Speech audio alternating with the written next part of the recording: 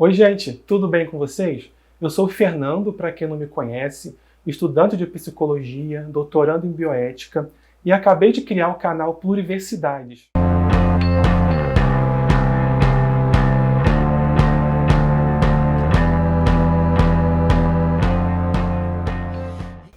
Eu fiquei muito empolgado e contente com vários amigos que postaram nessa quarentena vídeos compartilhando suas pesquisas, conversando sobre o atual cenário que a gente está vivendo no Brasil. E eu fiquei empolgado para poder compartilhar com vocês parte da minha pesquisa sobre masculinidades, onde basicamente eu estou questionando esse modelo hegemônico e cis heteronormativo sobre como ser homem na sociedade e como que a gente pode desarticular esse sistema. Eu acho que essa pode ser uma boa oportunidade para a gente pensar junto outras formas de masculinidades que sejam menos opressivas e mais inclusivas. Então, eu pensei em gravar pequenos vídeos para poder pensar as masculinidades nessa conjuntura política que a gente está vivendo e trazer questionamentos, fazer algumas entrevistas e, claro, ficar um pouco mais perto de vocês nessa quarentena. Depois eu faço um vídeo sobre a explicação do nome do canal, senão vai ficar muito grande. E nesse vídeo eu queria trazer uma questão que eu fiquei pensando essa semana, na quarentena, que é a violência intrafamiliar nesse contexto da quarentena que a gente está vivenciando hoje. E a gente tem percebido nos noticiários, enfim, um aumento considerável na violência de pessoas trans, pessoas LGBTI+. Nesse momento, onde nós, enquanto população vulnerável, está sendo meio que obrigado a uma convivência forçada em casa, por causa da quarentena. Gente, para vocês terem uma noção, segundo os dados da ANTRA, que é a Associação Nacional de Travestis e Transsexuais, o assassinato dessas pessoas aumentaram 49%. Olha que a gente já é o primeiro país do mundo em assassinato, pessoas trans que são suicidadas, e ainda aumentou durante a quarentena. Fora que esses dados têm subnotificação, então provavelmente são ainda piores. Gente, essa questão se soma ao fato que a população LGBTI+, mesmo antes da quarentena, já sofria violência no contexto intrafamiliar. Então a pandemia já veio agravar algo que já acontecia antes. E uma coisa que eu me questiono é por que o aumento desse índice de violência? Se a gente for pensar bem, esse modelo de família patriarcal, burguesa, que até certo ponto precisa desse distanciamento para dar certo, ou seja, no momento que acontece um isolamento, por causa da pandemia, a convivência forçada está gerando esse índice todo de violência, é porque significa que tem alguma coisa que está legitimando essa violência.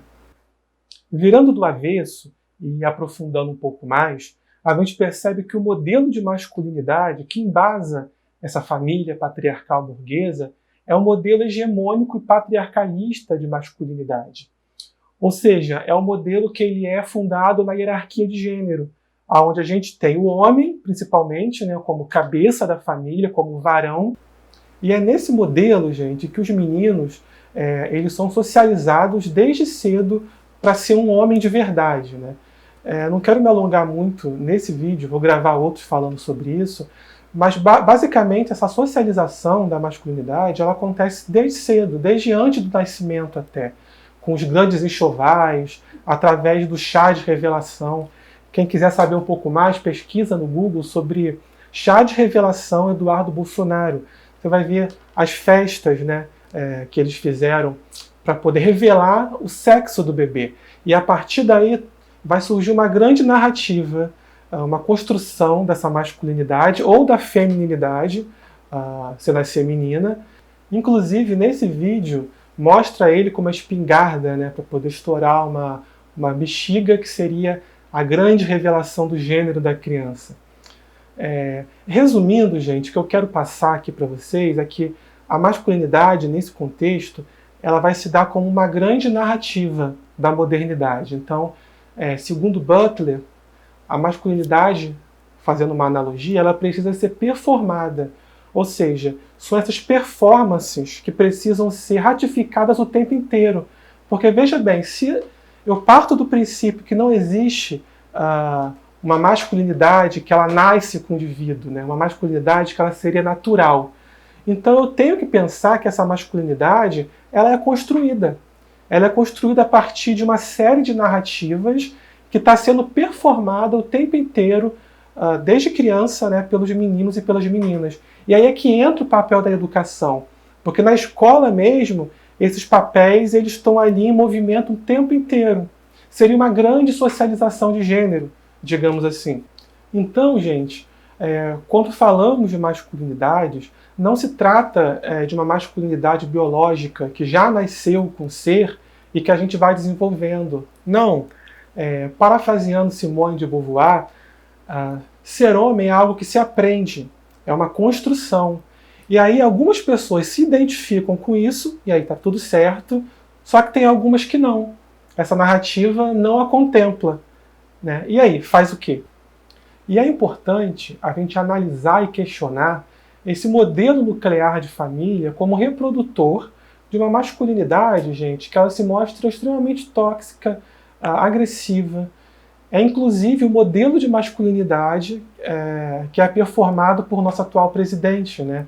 Então esse é um modelo de masculinidade que ele vai interpelar a todo momento os membros da família, ele vai impedir a diversidade e a pluralidade dentro do contexto familiar.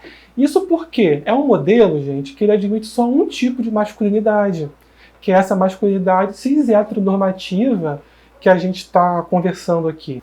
E aqui eu trago um objetivo e ao mesmo tempo um questionamento, que é como que a gente pode tecer novas formas de existência, né, outras formas de família, nesse contexto da pandemia e que a gente não estava pensando antes. Para poder articular outras formas de masculinidades, que são plurais, e algumas estratégias para poder tensionar e romper esse atual projeto de masculinidade hegemônica, né, neofascista.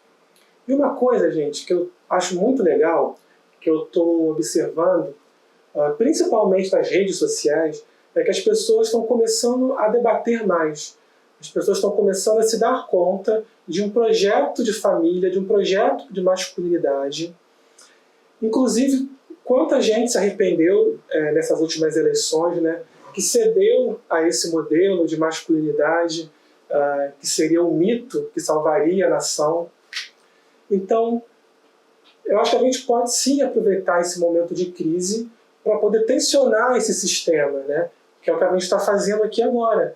Então, ao mesmo tempo que tem havido sim um retrocesso em questões de direitos humanos, direitos sociais, eu acredito que tem havido um movimento aí de resistência, de tomada de consciência por parte da população do projeto de morte desse atual governo. Falas do presidente, como por exemplo, é só uma gripezinha, incentivando a população a ir para a rua, né? Sugerindo que o seu histórico de atleta o tornaria imune à Covid, por exemplo. Isso é só uma faceta dessa masculinidade que é tóxica, que é hegemônica. E é claro, gente, que meu objetivo com isso não é só trazer modelos alternativos, mas também denunciar paradigmas e modelos sexistas, racistas, que nos atravessam o tempo inteiro, cotidianamente, e a gente nem percebe que é. Com isso, eu queria trazer uma visão interseccional das masculinidades, ou seja, levando em consideração marcadores tipo raça, gênero, sexo, porque a gente tem que pensar o seguinte, esses tipos de opressão de raça, opressão de gênero, eles são estruturais. Então, a gente nasceu vivenciando esses paradigmas. Tomar consciência deles é uma questão difícil, não é fácil. Então, a primeira coisa que a gente pode fazer é tomar consciência que a gente é sim racista, é sim classista, sexista. A gente cotidianamente está performando uma masculinidade que é tóxica. Então, eu perceber qual é o tipo de masculinidade que eu estou exercendo no momento é muito importante para a gente poder se perceber enquanto reprodutor dessa masculinidade. Porque se eu não me percebo, o que eu estou fazendo, né, que está fomentando esses atos sexistas? Então, uma das formas assim mais eficientes, né, da gente poder contribuir, se tornar aliado dessas pautas, é a gente identificar quais são os privilégios que eu exerço nessa hierarquia social e tentar fazer diferente, né? Tentar tensionar. Ou seja, além de identificar, não basta só identificar, eu preciso também não reproduzir. E essa não é uma tarefa simples, né?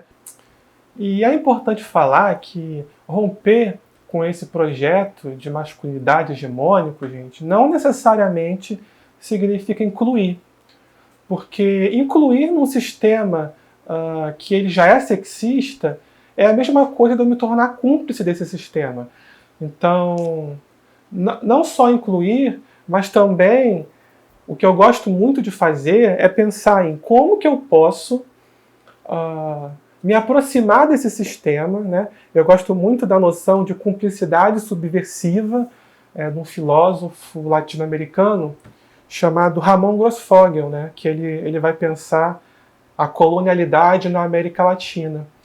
A ideia da cumplicidade subversiva é você se tornar cúmplice do sistema, mas ao mesmo tempo você subvertê-lo, né? Você ter ciência que esse é um projeto hegemônico.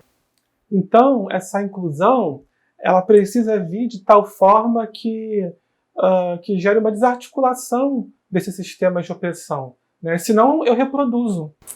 Até porque, se a gente pensar bem, quando eu gero algum tipo de inclusão a partir da política de identidade, né, como vai dizer a filósofa Judith Butler nesse livro aqui, Problemas de Gênero, eu automaticamente estou excluindo alguma outra categoria.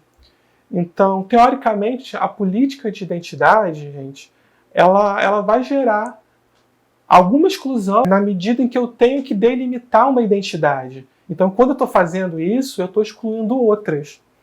E quando a gente traz esse pensamento para a família tradicional, por exemplo, é para a gente questionar até que ponto esse modelo de família é um modelo que eu queira desempenhar. Porque talvez ele se mostra tão fechado que ele não admite outras formas de existência, né? É um modelo fashion. E quando eu penso né, numa forma de desarticular essa família heterossexual, eu não tenho uma resposta pronta, né? Porque eu acho que é na vivência que a gente vai percebendo esses modelos e criando estratégias de tensionamento, né? Voltando ao funcionamento dessa família tradicional cristã, a lógica de funcionamento dela é a reprodução, né? Ou seja, ela existe meramente para procriar. E as outras formas de afeto, né? Como é que fica? Porque a gente percebe que tem toda uma mitologia, né? Mitos envolto dessa família que vai legitimar alguns sistemas de opressão. Elizabeth Badinter, francesa, ela lançou um livro chamado O Mito da Maternidade. E aí ela fala de como foi construído essa família tradicional, né? Principalmente o papel da mulher funcionando como reprodutora, né? A gente também pode pensar no trabalho da antropóloga Gayle Rubin, que ela tem um texto muito interessante chamado Tráfico de Mulheres, na qual ela também trata de questões sobre como que as mulheres são exploradas no meio desse seio familiar, né?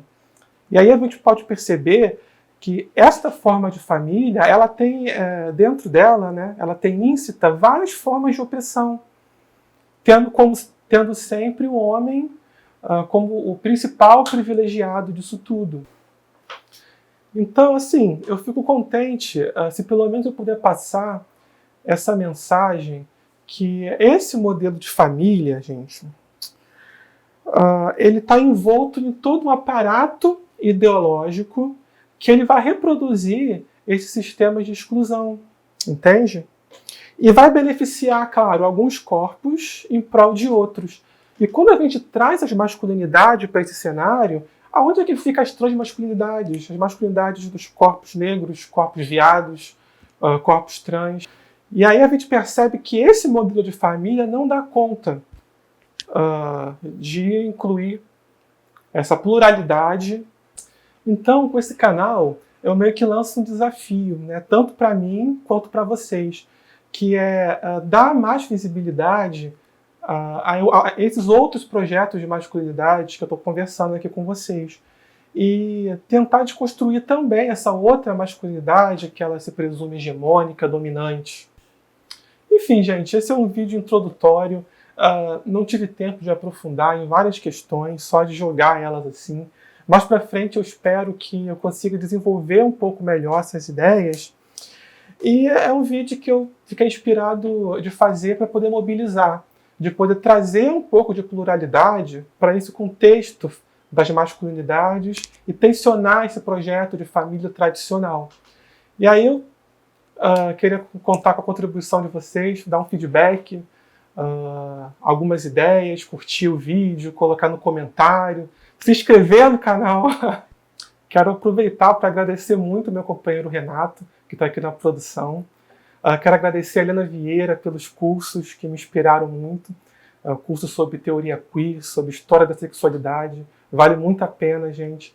Também quero agradecer a Luísa Borges pelas aulas, pelo incentivo.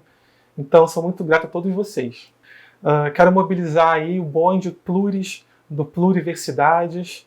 E espero que vocês tenham gostado. Até o próximo vídeo.